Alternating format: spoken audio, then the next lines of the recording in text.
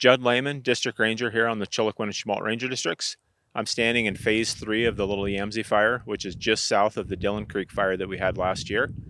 Behind me is a somewhat open stand, and this is one of the reasons we really were looking at taking advantage of the Little Yamsay Fire. You can see a bunch of stumps behind me. We had timber sales the last few years that removed the small and medium-sized trees so that this area is prime and ready for fire. We removed roughly 2,500 log truck loads of trees out of this area, and that gets rid of a lot of the fuels that would have fire behavior that would burn up the large trees behind me. With those fuels gone, the fire should stay on the ground, burning up the ground fuels, and the large diameter ponderosa pine trees behind me that we want to save should fare really well on that. The big reason behind doing this operation that we're doing is we've got the Dillon Creek Fire to the north. We can get this burned to the south.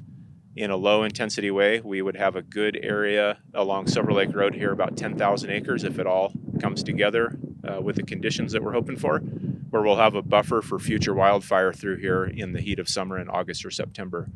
This is one of the best tools that we've got of getting these areas that have been burned on the landscape to control wildfires in the future that unchecked can turn into large 100,000 plus acre areas that kill all the trees, can burn down houses, and can burn future timber supply, range allotments, etc. So we're doing everything we can to be proactive and get ahead of those types of fires.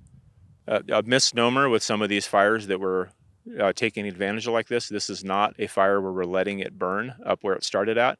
We do have a spot that it started. We've done a lot of prep work. We've broken the area into 3 phases. We've added an additional one across the road as some opportunities have come up. And we're purposely trying to get fire back in these areas.